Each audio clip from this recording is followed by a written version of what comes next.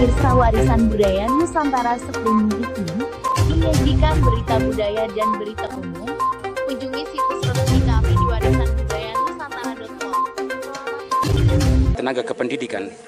Dalam kategori tenaga kependidikan di sini ada honorer begitu banyak di NTT, khususnya di Flores ini. Di sana ada operator dan lain-lain.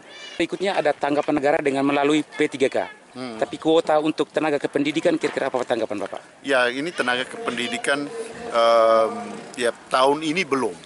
Artinya tahun lalu waktu ketika kita bicarakan ini kita masih fokus pada tenaga pendidik.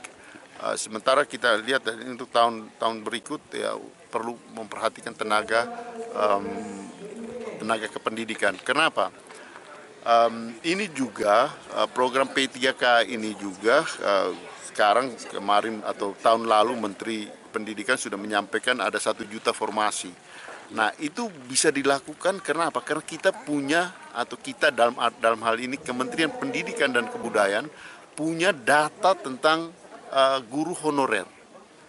Nah sementara soal honorer ini kan bukan hanya di dunia pendidikan gitu, tapi di semua instansi yang lain ada tenaga honorer. Nah, jumlah persisnya ini yang perlu dikumpulkan sehingga dengan demikian negara yang harus bertanggung jawab untuk kepentingan pengangkatan tenaga honorer ini punya data tentang itu.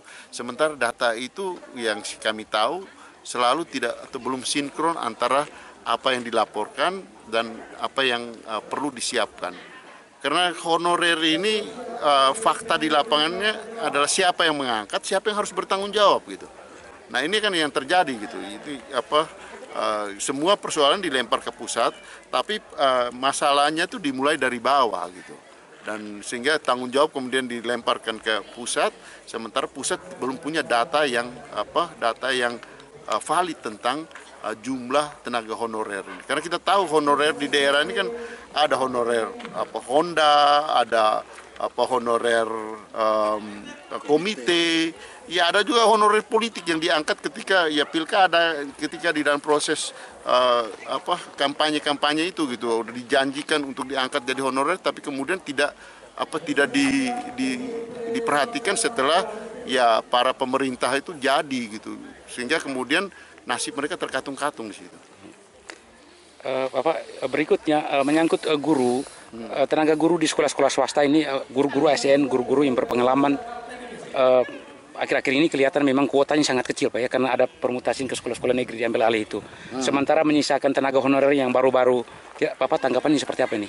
Sekolah-sekolah swasta ini nasib mereka? Ya ini yang kita pertama secara nasional kita minta supaya ada peraturan peralihan, karena ini berkaitan dengan undang-undang ASN. Di dalam undang-undang ASN itu memang kalau mereka sesuai dengan formasi yang mereka usulkan, dan kemudian juga berkaitan dengan ya ketika mereka menjadi ASN, mereka ditempatkan di sekolah-sekolah negeri. Nah ini aturan yang ada, tapi juga ada celah di mana ya mereka perlu kemudian ditugaskan kembali ke sekolahnya, dan ini kita tentu wilayah di daerah kan, ya bupati bisa mengambil kebijakan ya untuk sementara mereka ke sekolah negeri sesuai dengan formasi, tapi kemudian ditugaskan kembali ke sekolah swastanya. Tentu memang ini perlu waktu, ada jeda, dan di situ memang ya kebijakan dari masing-masing sambil menunggu revisi terhadap undang-undang ASN. Nah kami minta di dalam revisi undang-undang ASN nanti sehingga ketika mereka tes untuk ASN P3K, mereka tetap diformasi di sekolahnya masing-masing. Ya untuk itu memang perlu ada peraturan peralihan.